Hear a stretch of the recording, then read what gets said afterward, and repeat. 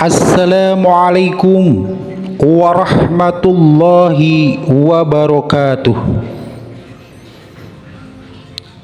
Allahumma salli ala Sayyidina Muhammad wa ala ali Sayyidina Muhammad. Tema kali ini,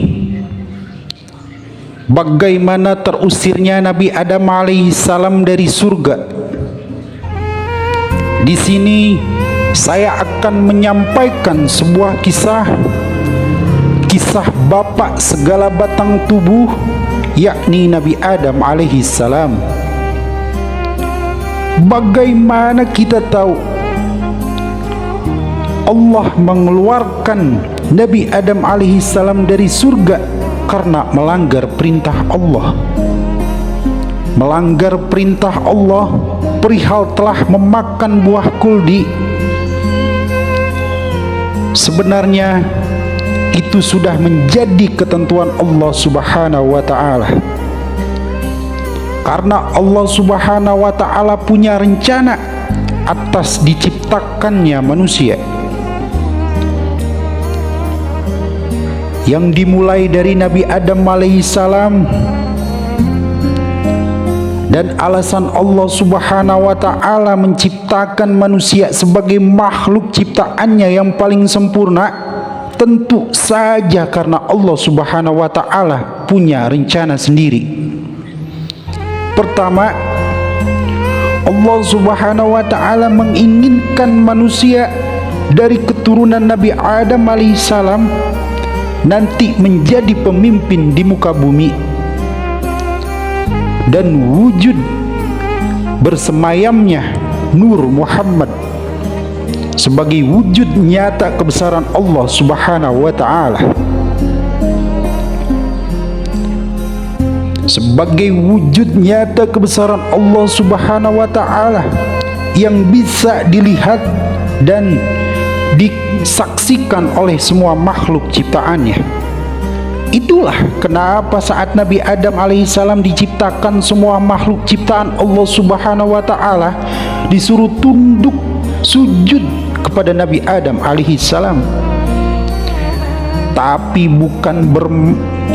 bukan bermakna menyembah, melainkan sebagai sosok yang dimuliakan dan dihormati nantinya. Yang kedua, Allah Subhanahu wa ta'ala ingin mengusir iblis dari kerajaannya, karena kesombongan iblis terhadap makhluk-makhluk ciptaan Allah. Dan walaupun Allah Subhanahu wa ta'ala sebagai yang maha punya kuasa atas segala sesuatu, Allah Subhanahu wa ta'ala tidak serta-merta main usir begitu saja. Dan dengan Allah Subhanahu wa ta'ala menciptakan Nabi Adam alaihissalam, lalu memerintahkan semua ciptaannya untuk sujud. Sesungguhnya Allah Subhanahu wa ta'ala yang maha tahu atas segala sesuatunya. Tahu kalau nanti iblis tidak akan melakukan perintah itu, sehingga Allah Subhanahu wa ta'ala punya alasan untuk mengusir iblis. Di sini ada hal yang tidak pernah saya sampaikan, yang kita tahu bahwasanya terusirnya Nabi Adam alaihissalam itu karena melanggar perintah Allah dalam memakan buah kuldi yang Allah Subhanahu wa ta'ala larang untuk memakannya.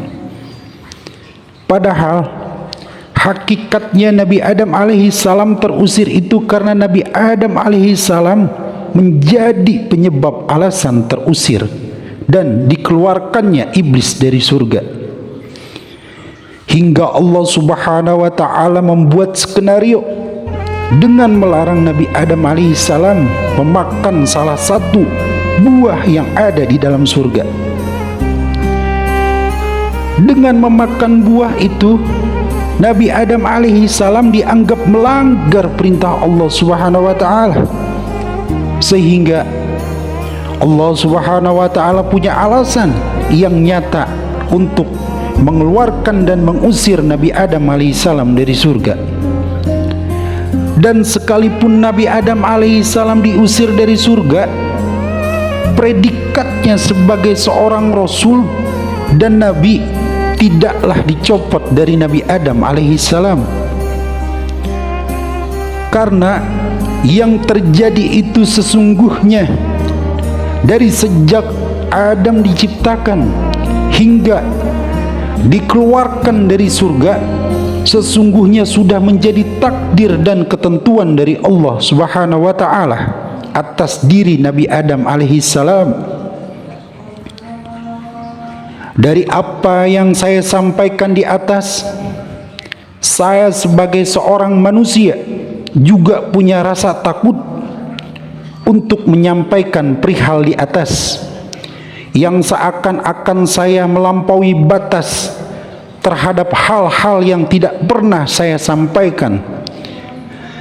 Tapi disinilah salah satu posisi saya sebagai Al-Mahdi. Saya juga sebagai pembuka tabir rahasia Allah Subhanahu wa taala. Dan mengingat itu adalah tabir rahasia Allah Subhanahu wa taala. Jadi apa yang saya sampaikan tentu saja hanya sebatas terhadap apa yang telah disampaikan saja. Dan Allah punya banyak rahasia.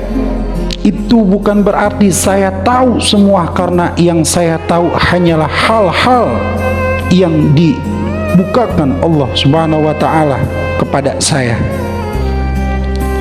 Dan sebagai penutup sekaligus kesimpulan dari apa yang saya sampaikan, jadilah penyebab kebaikan pada perbuatan orang lain, dan jangan jadi penyebab orang lain melakukan kesalahan itu karena kita.